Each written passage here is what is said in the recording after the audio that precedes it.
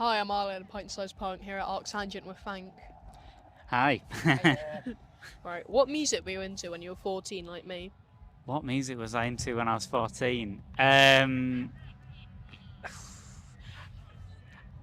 was when like, that was when I was doing a paper round. So I remember that I had specific stuff that I used to listen to a lot on my paper round. The main albums that I remember listening to loads on that round were Little Death by Pete and the Pirates, For Screening Purposes Only by the Test Icicles, an album by Fake Shark Real Zombie that I've forgotten the name of, but it's the only good album of theirs, and even that is maybe a stretch to say it's good, but certainly at the time I thought it was good. That was probably and the Blood Brothers, Young Machetes. Those were like big four on the paper round. What about you, I think Lewis? 14, Young Machetism was a big one. I think I was like just started into get into what record stuff around then. So like a lot of Aphex Twin. You were cleverer than me as a 14-year-old. I wasn't clever enough for Aphex Twin. Alright, how would you describe your music to a Six Music dad? How would I describe our music to a Six Music dad? I think, unfortunately, we've gained quite a few Six Music dads who have only heard one song of ours called Dread. We did this. There's a song on our first album called Dread, which was kind of written as I would say, an affectionate piss take of our friend's Yard Act. And we didn't originally intend to release it as a single, and then we did. And then it got played loads on Six Music, and now, still 2.5 years on, we get like Six Music dads coming to the gigs expecting us to sound like that, and then being disappointed. So I definitely wouldn't tell them that we sound like Yard Act, because that would be a misnomer. I think I'd tell them that we sound like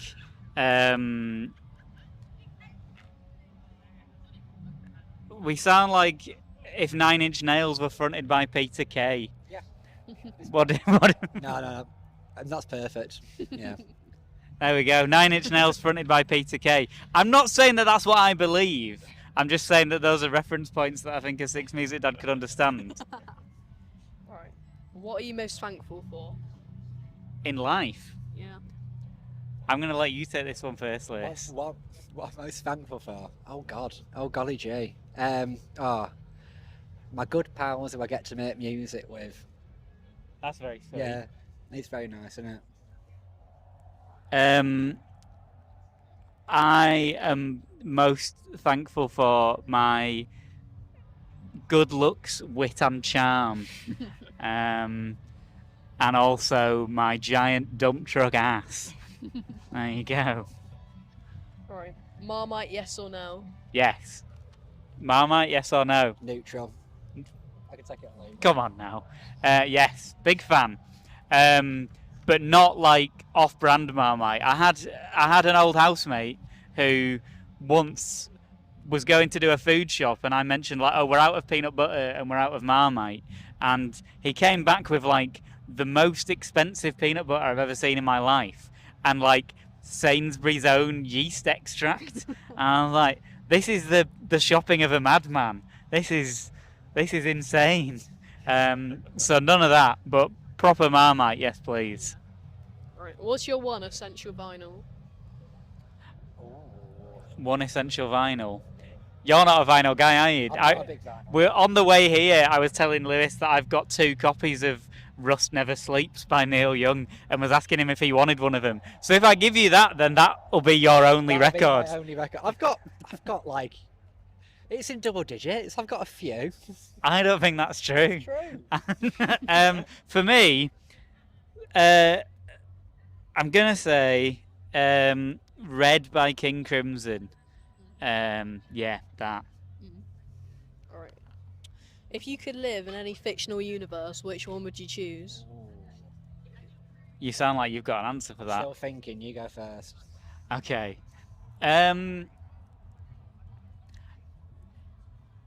if I could live in any fictional universe,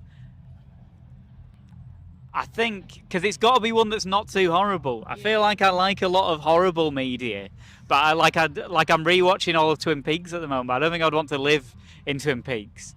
I think I'd like to live in the Earthsea books.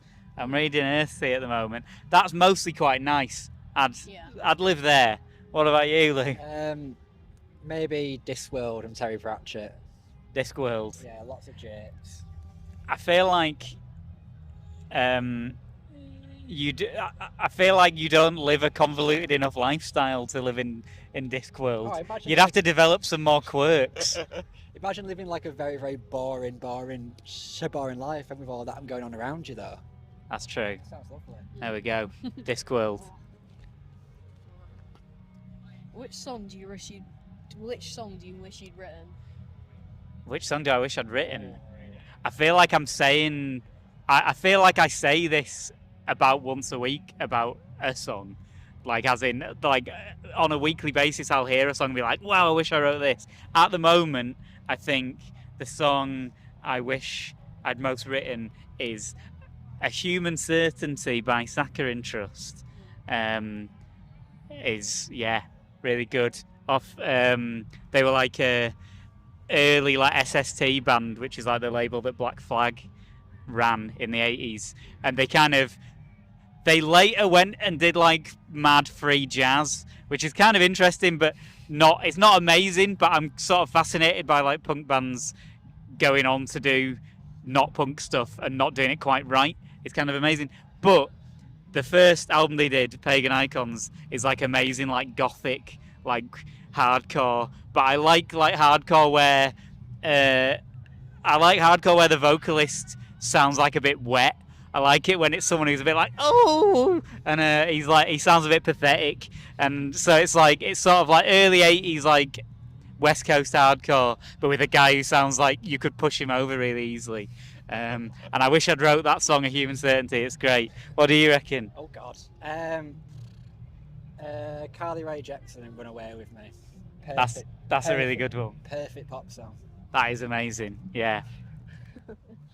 Right. Who are your music villains? Music villains in the sense of that I don't like their music or that I don't like them as people. Both. No, I shouldn't say who I don't like as people. That would be cruel. I don't want to get lamped. I will. Damien Sale. If you're watching this, I hate you. You know, he's trying his best. Is Damien? He's trying. No, he's a lovely boy. I think musically, villains would be. It's so mean. Is the thing. Like, I don't want to. I really hate. I get like really irrationally angry every time I hear Anthony Schmierek on the radio. He's like a rapper from Manchester, and like. I feel bad about it because I actually think that we've got some friends in common, so it's entirely possible that we'll meet at some point, and now I'll have to bear the responsibility of having said it on a public forum that he's my musical villain. But I think he's so bad. It's like the most like smug rap music you could possibly make. It's so gash. What do you think? I love everybody. Lewis loves everybody. You're just trying not to get in trouble. We need a new beef. I'm trying to get material for album 3. Alright, would you rather have 20 fingers or 20 toes? As in like, so if I said 20 toes, would that mean that I had 10 toes on my feet and 10 toes on my hands? Oh, like no. Oh no, I'd still have the. Oh, I'd still have the normal number of fingers. I thought it was right.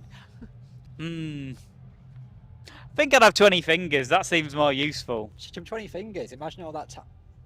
Imagine all those like tapping solos. It'd be incredible. Some of these math rock guys at this festival wish they had 20 fingers. I don't need them. I could play our songs with 3 fingers, and I'm proud of it. Right. What's next with Thank? We've got 2 more singles coming out this year, and then an album in November. We're also doing a little Euro tour in October. That'll be very nice. We're doing some fun support slots. We're playing with Cherubs in Manchester. We're playing with Future of the Left in Bristol. And hopefully we're going to do a couple of big tours with bigger boy bands next year, riding on their coattails, but I can't say who. And also it might not even happen, so that'd be embarrassing if I said it. But yeah. All right, thank you. Bye.